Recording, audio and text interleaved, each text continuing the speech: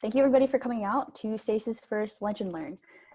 We will be having another Lunch and Learn in 2 weeks that is hosted by Sunny, and he will be talking about credit cards. So come by that, it'll be very informative.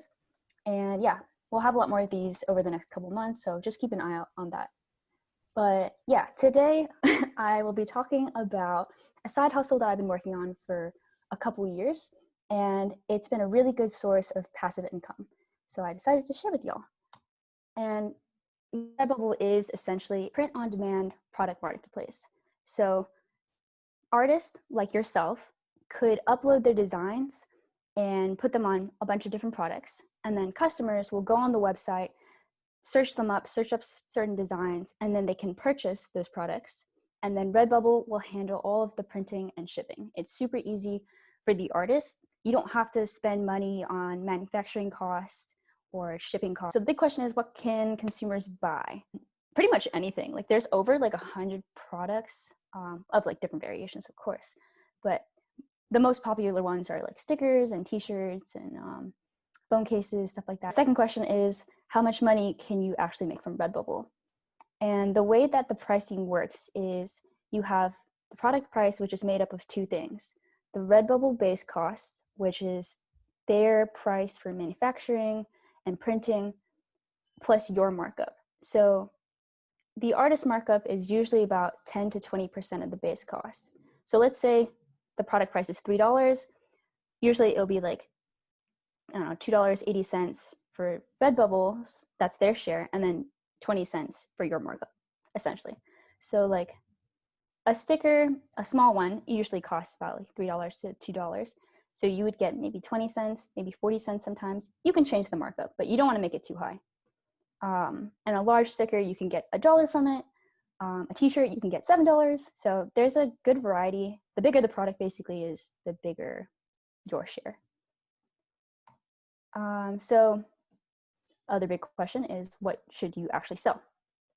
And there's like basically 4 or 5 different like mediums, I guess.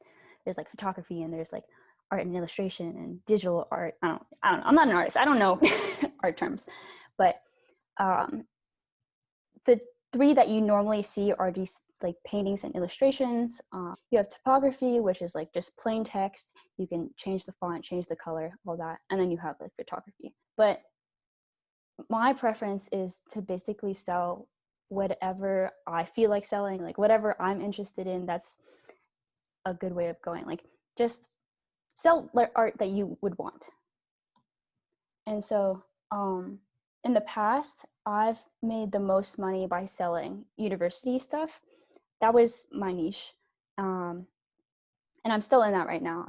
I've switched up. I'm revamping my shop right now, so some of these are not available, but this is like the most popular. If you were interested in like maybe getting into university stuff, like these are some of the universities that have sold pretty well: Berkeley, Johns Hopkins, Carnegie, Northeastern. So basically, like there's a lot of different trending things on Redbubble, like your typical Visco girl, like you can find aesthetic, like stickers and all that. So it's important to kind of narrow down your shop theme. So let's say I have one sticker that did well, and then there'll be a bar at the bottom that says like, hey, there's some relevant things that this artist is also selling. So if you have a shop that has a niche that is like related to one sticker that got popular, they can see other art that they might be interested in. So that's why it's important to like build up your shop pretty quickly and like have multiple designs up there that people could click on after they have seen the initial one that they were drawn into. But step number 2 was going to be making sure that you have the right keywords to your design. So Redbubble has been around for quite a few years, and therefore a lot of artists have been able to upload their own work.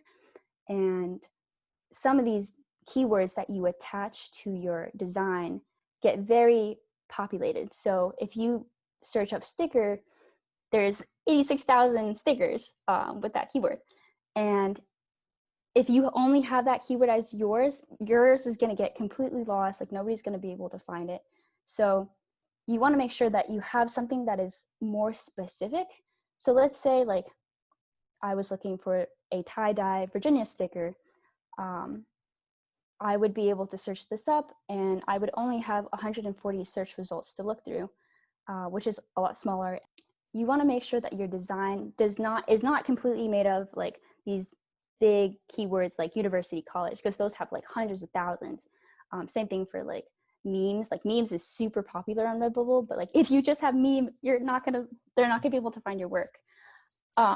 So using these smaller keywords that are more specific definitely like makes you more relevant. And the next tip is number 3, because you search up a Redbubble product, the search results can be filtered by most relevant, trending, newest, and best-selling. And most relevant, trending, and best-selling, that usually is helpful for shops that have gained quite a bit of popularity. But if you're new and you're starting off, it's going to be hard for you to like be at the top of the search results for those 3 tags. But newest is something that like anybody can use. So if you're a new shop and if somebody searches newest, it's more likely that they'll see your work. Another trick with using these filter tags in the best way is to, let's say like you have a design that you're pretty proud of. You think that you have put in the correct keywords and it's just overall like aesthetic and people probably would buy it. You just kind of got unlucky that week. You could delete that work if it wasn't very popular and then re-upload it again, just so it didn't get like too lost between like the newest filter. Okay, so I will be talking about Gimp in a little bit and like how you can use it. But basically, when you upload work onto Redbubble, it's best to make sure that you are using a transparent background that is also high resolution. So Redbubble has certain requirements for pixelation when it comes to uploading your work. You can't really upload something that's too small, like 300 pixels by 300. That's just not gonna like be printable.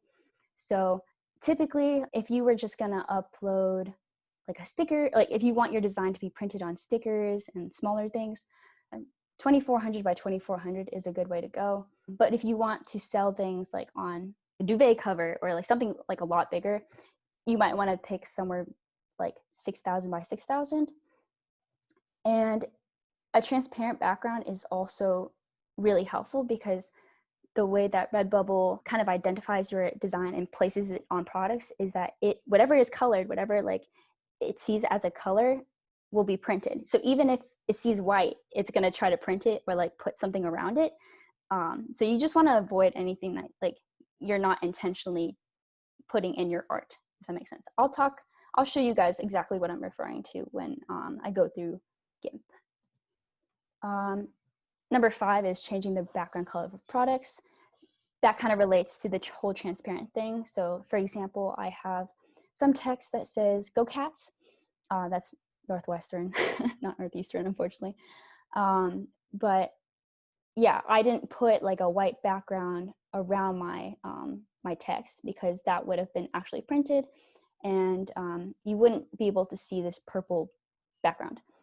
And you can change the background to basically any color that you want, and it'll just put that in the background of your designs. And number 6 is making sure that you resize and enable your design on all kinds of products. Redbubble offers, like I said, like 100 different products, but you want to make sure that your design is centered and not like too big for the product, especially since the resolution, your image size is really high, then it's going to default to looking really big on a t-shirt. So over here, like I have George Mason University, I've shrunken that a lot, but you can see on my resize bar, I have a lot more space to increase the size. So you can kind of like move this text around, you can move your design around, you can even like, I don't think you can see it in this particular image that I've attached, but sometimes there's an option at the bottom that says kind of like a repeat, like you can do like a grid pattern where it will just repeat your design over and over again, so long that it fits into that box. So that's really handy when like you have like a small design and you want to just, kind of stamp that all over a certain product. but there's a lot of flexibility when it comes to placing and resizing on Redbubble. And so tip number 7 is making sure that your designs are easy to replicate. I have found that in the past, like I only spent like maybe 20 to 30 hours making all of my designs a couple years ago, because I had a process. You can come up with like a base design, which is, okay, maybe like this text with the shadow background. And you can just do a whole bunch at once. Like you can knock out like 6 of these in 20 minutes, and then you can mass upload them later. Redbubble like has this really good feature called copy settings, which is basically, let's say I uploaded one of these works, let's say George Mason sticker, and I have put it on products that I want, maybe like, let's say 10 of them, and I've resized it, and I'm happy with what I'm going to post for that one. I can take a similar design, let's say like the Carnegie Mellon sticker, I can copy the settings of George Mason's and transfer it to Carnegie Mellon really quickly. So that way I don't have to make as many adjustments. I don't have to click as much to enable or disable products. And yeah, it just makes your life a bit easier. Redbubble is always improving their like uploading process for their artists, which is very nice. And then tip number 8 is downloading fonts. So this is if you wanted to go like the typography route, or even like just the normal illustrations route. There's websites like DaFont. I'll type it out. It's like DAFont.com. They have a bunch of fonts that artists will upload. Some of them are personal use, so you have to look out for that. But the ones that are commercial use, you can save it to your computer, and it's really easy to. You can just install it onto your computer, and you can use it on any platform like Word or Gimp or Photoshop, all of that. And it's a nice touch to just like not use the default fonts that are built into your computer.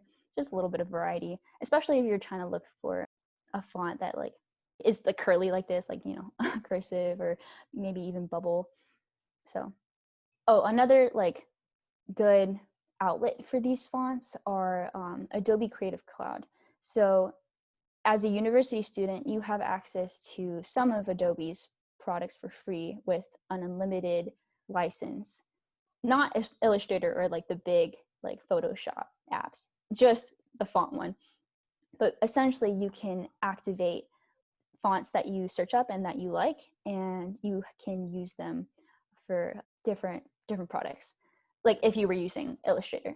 Unfortunately, you can't use this with Gimp, but it's okay. So yeah, let me go through the steps of like how easy it is to upload a work. Okay, so this is the free software that is really easy to use. And I have found it to be like just something that I use pretty often now. Like even if you like don't make a ton of sales on Redbubble, it's good to know how to use these editor softwares. So you can get a little bit of skill out of this. I created a new grid that was 6,000 by 6,000, and it has a transparent background. That's so important because if you have like the default is like a white background, and you don't want that because Redbubble will see just a square of white and then your design, whatever you put into it. So always go with a transparent background. There's different sections of Gimp. You have the left side that has all your tools, and then you have the right side, which is your layers. Some of the tools that are really helpful that I have enjoyed in the past are this like star wand looking tool. This tool helps you select the area of a certain color. So let me put down actually I'm gonna make a new layer. The new layer button is over here. You can just make a transparent background. I'm gonna call it star because I'm making stars. And I'm gonna take my brush and I'm going to draw a big star. Wow, okay, so I have 2 of those. And this little star wand tool, if I click on a certain color, it'll select everything of that color. So if you have something that's even a little bit not resembling that color, it's not gonna select it. But this is exactly what I want. So I'm going to keep it. And another tool, which is not actually on this bar, is, and you can grow the section, and growing the section basically expands your little select area by whatever pixel amount that you want. So I'm going to grow it by 40 pixels, and you'll see that my my little outline of the selection area has gotten bigger. So I can take another tool like the what is this called again? The filler bucket tool, and I can just fill in the gaps. So there's a lot of different, like, you can mess around with this and like play with the design that you want. But what I wanted to show you guys is like some of these, like how easy it is to use it. You can like move things around. The next tip that I wanted to show you guys was, once you're happy with your work, you have to export it as a PNG. A PNG is different from JPEG because it allows for transparency. And if you export it as a JPEG, it's not going to have that transparency background. So you have to export it. Hopefully you guys can see that, but I'm just going to export this as star.png, and it'll save to my computer. And then I'm going to take you to Redbubble to show you kind of what I was explaining earlier of like uploading it to products and stuff. Okay, so here's my shop. And I'm going to add a new work. So when you sign up as an artist, you're going to have to put in your information, your account, like how Redbubble will pay you. That's all like pretty easy. It'll walk you through the steps when you first log on of like, oh, like add your information here, blah, blah, blah. But this is where you add a new work. And this is kind of what I was talking about, where you can copy an existing work and copy the settings. It'll just like, literally make a copy, and then you have to upload a different design and then make your little adjustments. But I'm gonna start from the beginning and upload a new work. And I'm going to press the one that I just made, which is these two mushy stars. And then you have to make a title, super easy, just describe what you want. The tags, those are the keywords that I was talking about. You can add up to 15 of them, and you wanna make sure that it's not super big, because if I just press star, it's gonna post, but people won't be able to see it because the search results will show like 100,000 star designs. So I would want something more specific that says like blue star, that will 100% have less search results related to that tag. You can even get more specific, like 2 blue stars. You'll have to like do it depending on whatever art that you, like whatever design you're uploading. The description is pretty like standard, like that doesn't affect your work too much. That's just for the people. But yep, you can see that there's a bunch of products. There's like 20 right here, but each one of these has more options within it. But it's nice because you only have to adjust one of the, like this is the main group, so you only have to adjust it once. So I can put this anywhere. I can make it bigger, I can make it smaller depending on my resolution. You're limited by your resolution. So usually you want to create a bigger design, create a bigger size image. And you just put that right there. And this was also the grid thing I was talking about. So I can repeat this design in different places. You can see that like there's a bunch of stars now. It can be in this kind of pattern. There's 2 different options. I don't use it that often personally, but it's there if you want it. But yep, there's a bunch of these. And so you want to enable as many products as possible, just because you never know what somebody wants to buy. And then at the end, you can select the type of media that it is. So that's what I was describing earlier. There's like 5 different kinds: photography, design, illustration. Just pick the one that is most relevant to you. And also, when you have a shop and you have a wide variety of designs, you can start organizing them into collections. So in my case, I've made a couple collections just because I have a niche and I want to group it and make it easier for somebody when they look at my shop to find a college. So I've separated it by location. This is very flexible. You can group it in whatever way that you want. And yeah, this last thing is a default product in your shop menu. You can pick to optimize. That's pretty good. Basically, this means like when somebody searches on Redbubble or a design, there'll be a preview image, and that preview image is typically what you're interested in seeing. So let's say like in my search history, I've been looking at a lot of t-shirts. Redbubble knows to show me designs only in t-shirts. But I personally like to put mine in sticker because I'm mostly selling stickers, and I think it just looks better in my shop when everything is a sticker in the preview. So, but this is flexible. Don't worry about it. And yeah, you just say that no mature content, that's, and then you have to select that you are acknowledging some legal stuff. And so you save your work, and then it'll process, and that's it. And then it'll show up in your shop. I'll show you this full example. So this is where you can manage your portfolio. You can see everything that you've posted. You can preview the products that you've created. It's a little slow. But yeah, you can see like, this is the preview image that I was talking about. There's a bunch of these, and that's what people will see. And yeah, it's overall really easy to use. You never know when something is going to be a big hit, especially like if you can get on top of trends really quickly. So one of my biggest regrets was not, following the trends or like following trends on Redbubble, because some of the most popular stickers on Redbubble, I'll show you, are actually like memes. Yeah, it's like, oh, I'm gonna also filter by let's do best selling. Give it a second. Sorry, Redbubble is pretty slow, which is unfortunate.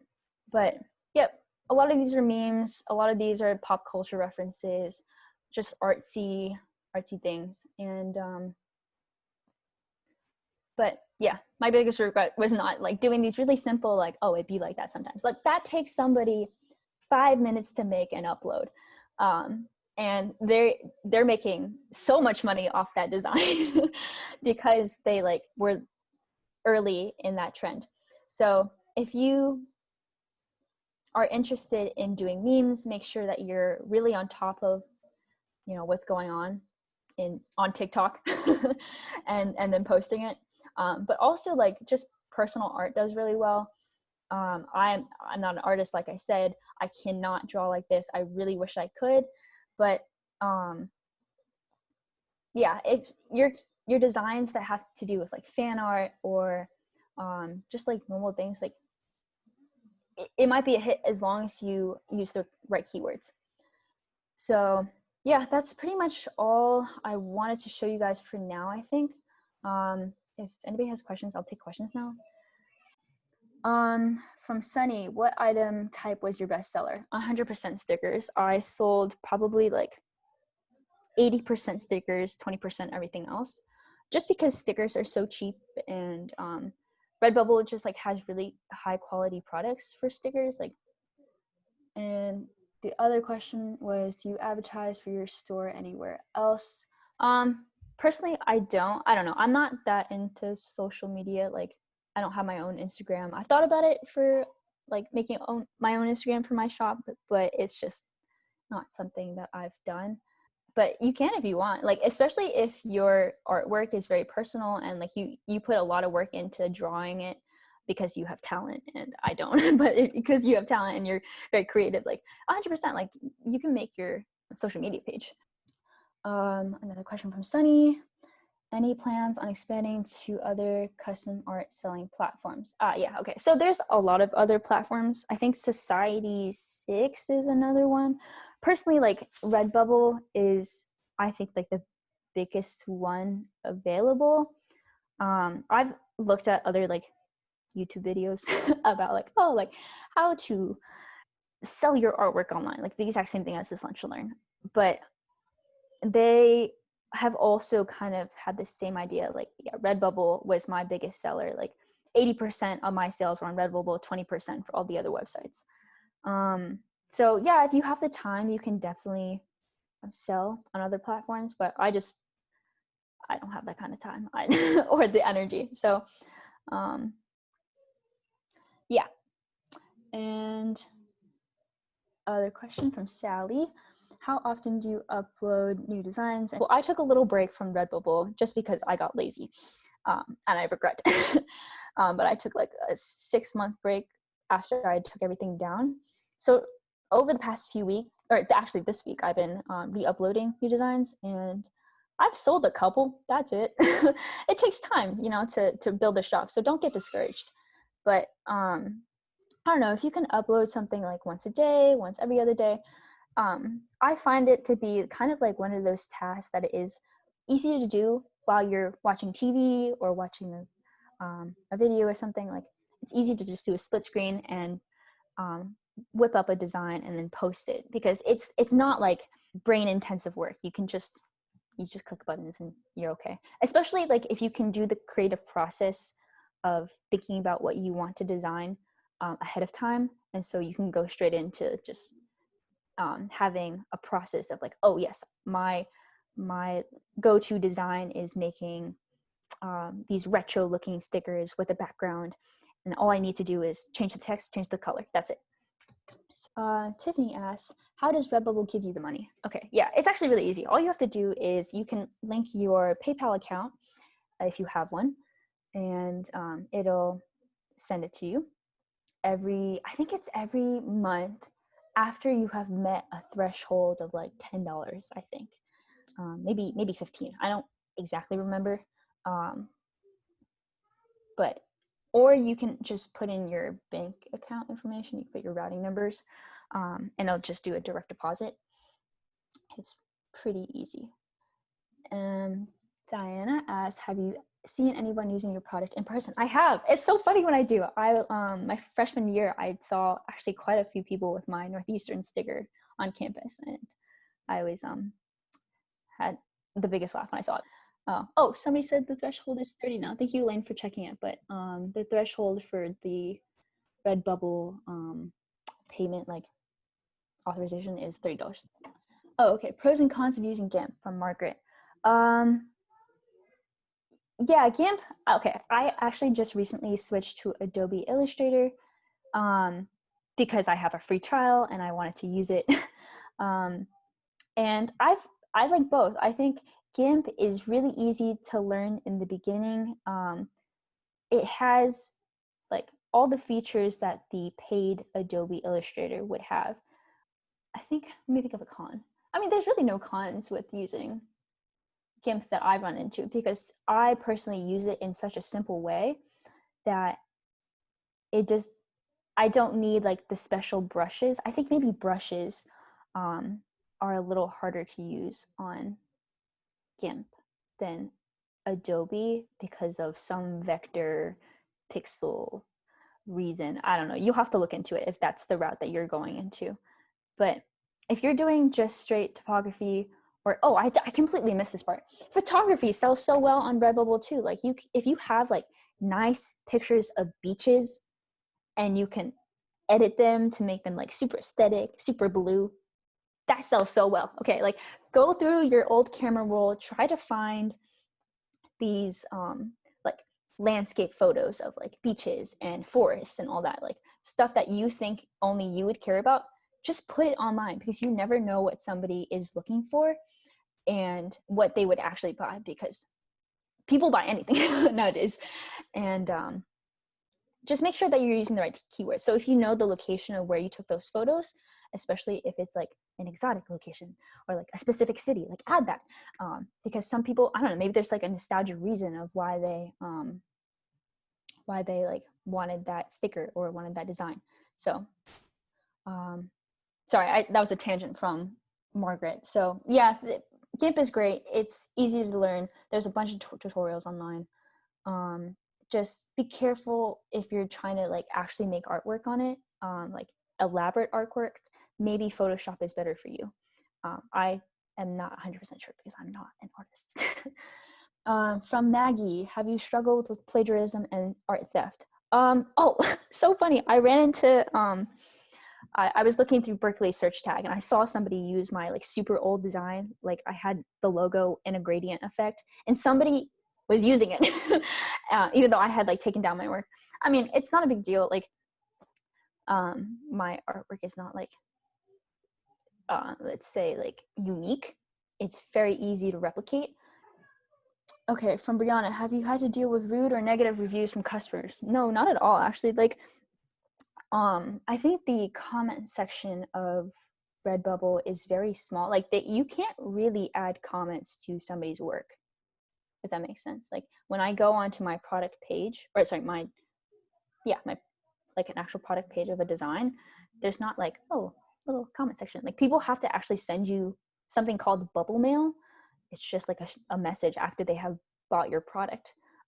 So Redbubble is not a platform where you get to communicate with your customers. Usually people will like reach out to you and say like, hey, like my product's not here. Like, why is it not shipping? And like, that's just completely out of my control. And I tell them that, like, I have no idea. Like, I don't, I don't know why it's taking so long to like ship your work, because this is not on my end. Like, I'm just the artist. Like, you don't have to interact with customers at all, really. But usually it's nice comments saying like, thank you so much for your work. Okay, other question from Kimberly. How long does it take to become a popular seller? I mean, depends on what your niche is and if you just get lucky. That's why staying on top of trends and picking the right keywords is so important, because once you have a design that takes off and does really, really well, people are more inclined to go through your shop and see what else they might be interested in. So I would say maybe wait a couple months. I mean, this is kind of how it is for every side hustle. You don't instantly get popular and make a ton of money. It does take time. It does take energy. And it's worth it usually if you stick with it, and if you're happy with like the products that you're producing. Yeah, it might take a couple months, but you just have to be patient. So from Amy, also with the plagiarism, would you recommend watermarking, like even having your name? Oh yeah, Redbubble does that automatically. Sorry, I should have said that in the beginning. So you can choose to put a watermark over your designs. They'll give you a range. You can put it super small, you can put it on the side, you can make it super big. Also, like, the people on Redbubble who are viewing your work, they can't like screenshot it, export it as a PNG, and then upload it themselves. Like, that's not possible because of resolution issues. Like, if it'll just look really grainy and like not be the right size for products if they do it that way. So they physically have to like go use like whatever font you were using or whatever image you were using, and make that into like their own Gimp file, and make those adjustments and then place it on products. Like, it's because of all those steps, I don't think plagiarism is that much of an issue, especially if you're doing your own personal artwork, because it's just not going to come out right for them at all. Yeah. Oh yeah. So this was a lunch and learn. It's just an hour of talking and answering questions about a subject that has to do with, skills. So if you feel like you have a skill that you would like to share with your SASE family, please let us know. We're going to send out a form that you can say that, hey, I'm interested in starting my own lunch and learn. I have something I want to talk about. I think it'd be really interesting. Feel free to fill it out, and we'll get back to you, and maybe we can schedule one in a couple weeks. So yeah, we'll post it later on the event page, on Facebook and everything. So yeah, this was our first lunch and learn. Thank you for coming by.